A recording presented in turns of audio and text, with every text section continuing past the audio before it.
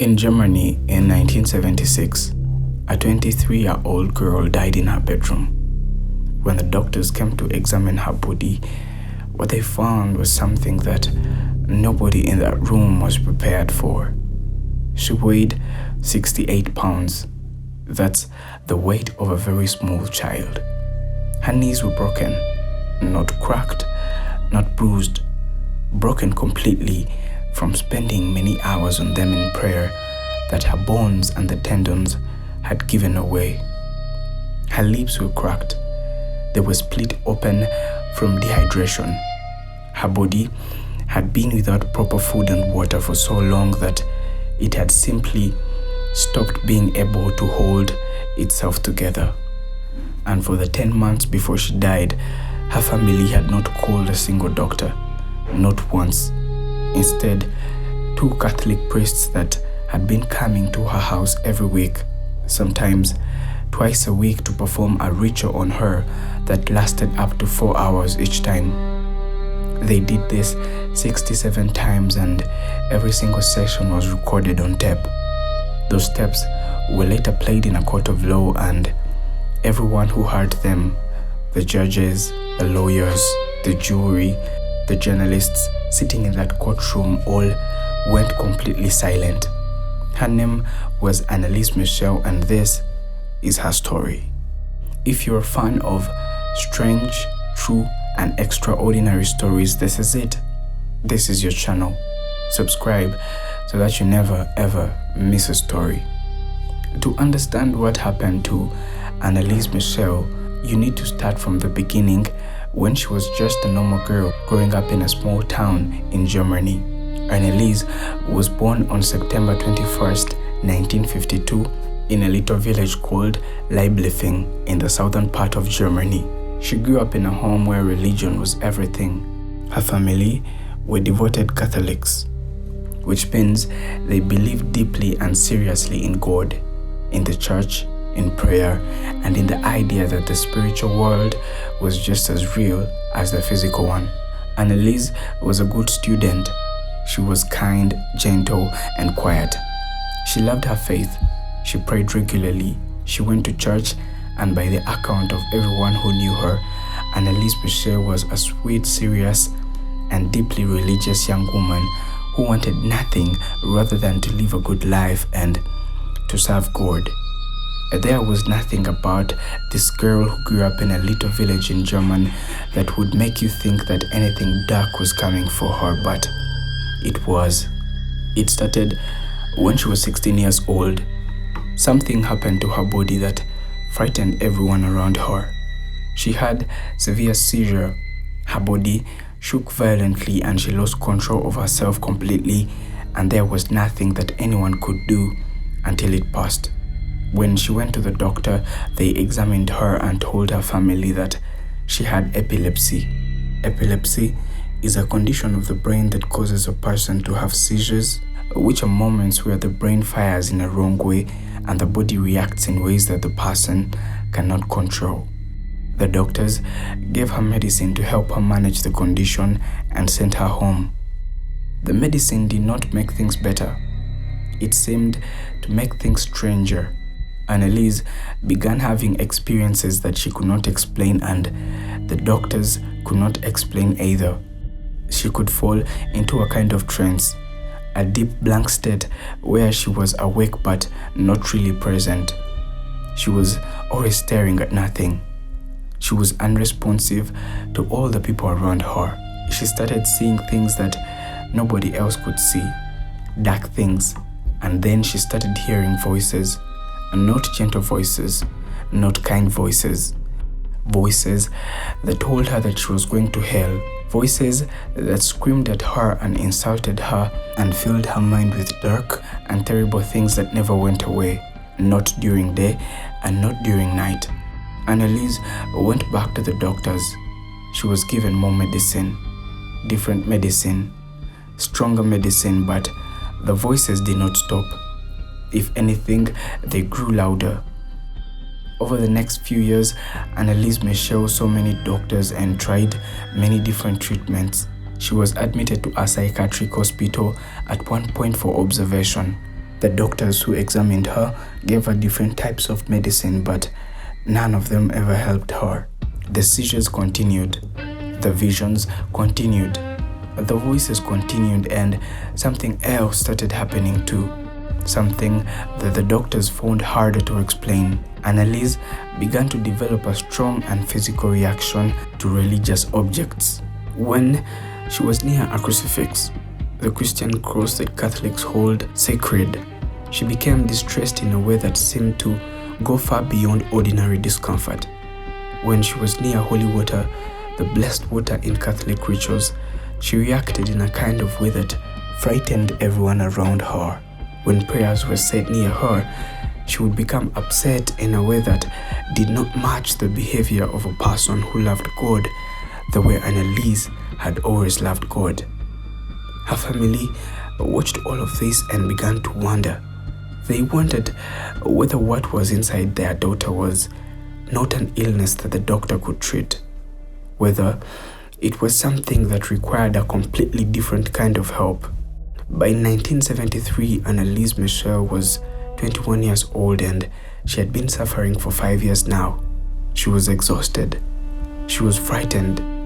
She was deeply depressed, and at some points during those dark years, she thought about ending her own life, but she also remained deeply faithful to her religion, and it was her faith combined with everything she had been experiencing that led her to a conclusion that changed the entire direction of her life. Anneliese began to believe that she was possessed, that the voices she was hearing, the visions she was seeing, the overwhelming reactions to sacred objects were not symptoms of a brain condition. They were signs that something evil had entered her and taken hold. She went to the priest and asked for an exorcism, a religious ritual in which a priest prays over a person to drive out whatever evil spirit is believed to be inside them. The priest said no. She went to another priest who also said no. The Catholic Church was very careful about exorcisms. They required proof. They required investigation. They required approval of the bishop before any official exorcism could take place. And for a long time, that approval did not come, but Anneliese did not give up, and neither did her family. In 1975, a priest named Ernest Alt visited the Michel family and met Anneliese. Father Alt spent time with her, observed her behavior, listened to her family, and came away with an option that was very different from the opinion of the doctors. He wrote to the bishop and said that in his view, Anneliese did not look like someone with epilepsy. He described the things that he had witnessed in that house. He asked for permission to act. The local bishop, a man named Joseph Stangl, reviewed the request carefully, and then the bishop made a decision that would eventually end in a courtroom and change the laws about religious practice in Germany forever.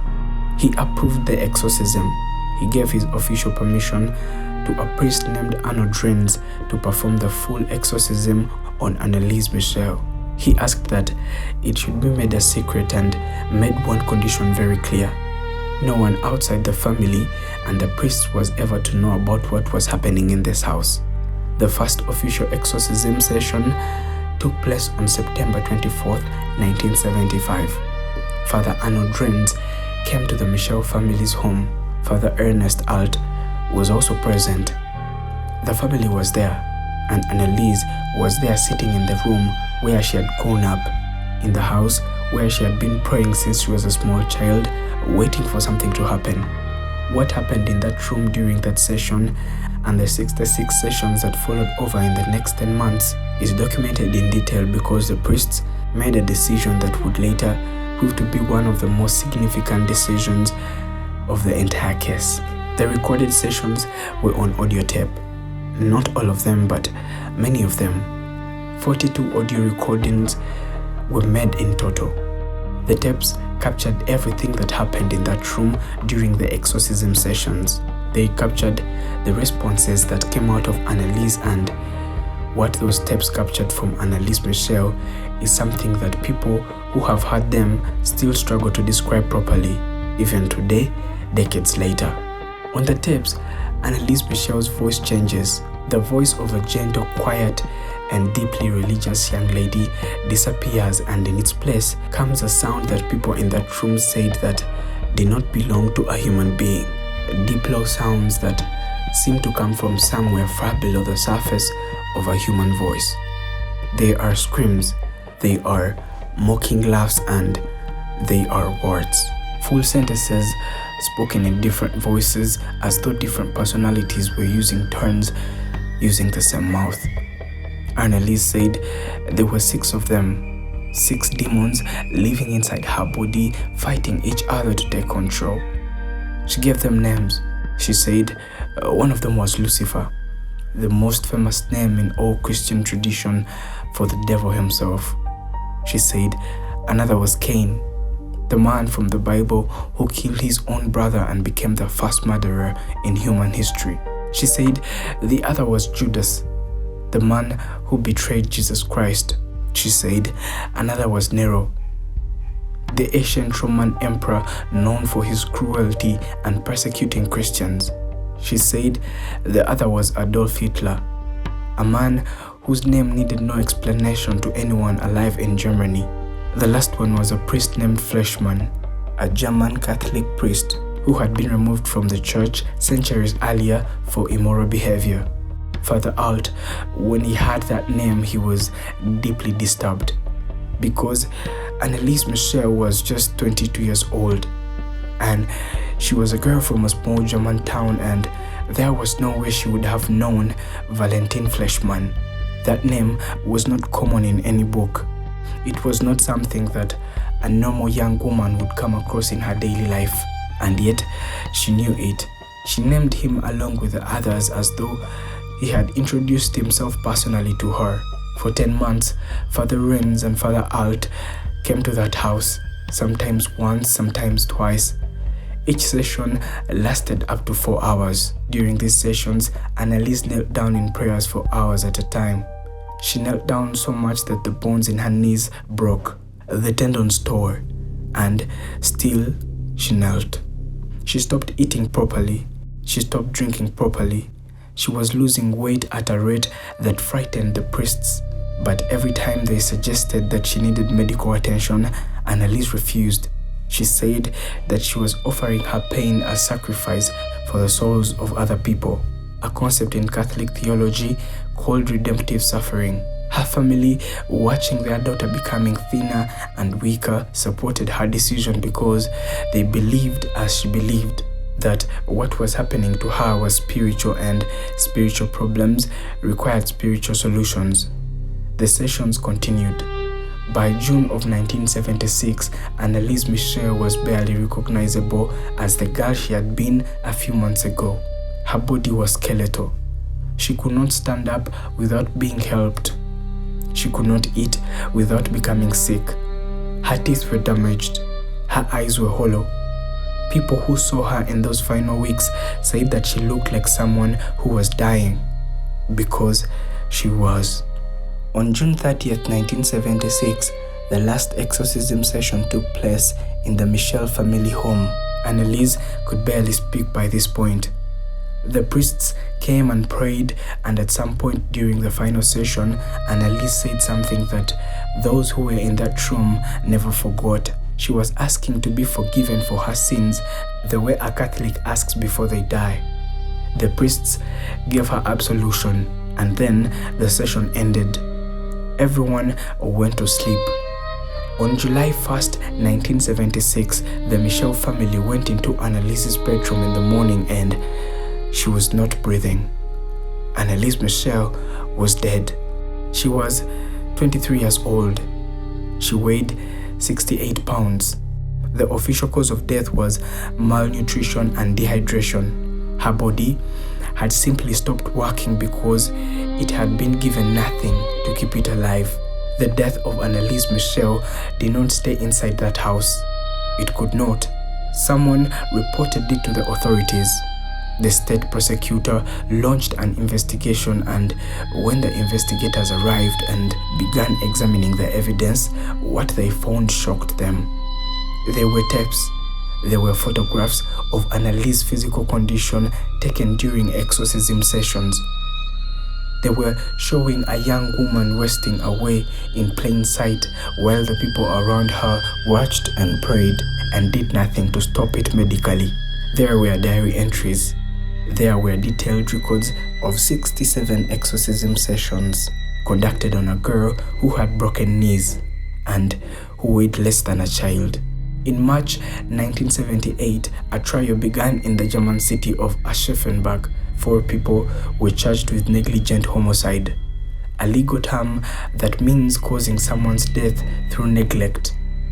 4 people that were charged were Anneliese's parents, Joseph and Anneliese Michel, and the 2 priests, Father Arnold Renz and Father Ernest Alt. The courtroom was packed with journalists from Germany and others from countries around the world. The trial lasted weeks.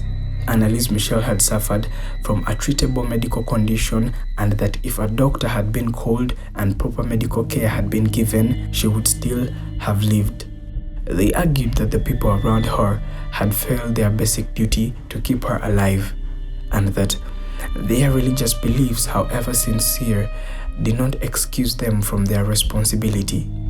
The defense played the tapes in court, the full tapes, the recordings of those 42 sessions, the growls and the screams and the different voices and the names of the demons were all played to the judge, the jury, and the journalists sitting in the courtroom. Everyone listened, and when the tapes finished, the room was quiet in a way that nobody could fully describe afterward. The defense argued that Anneliese had been an adult who made her own decisions.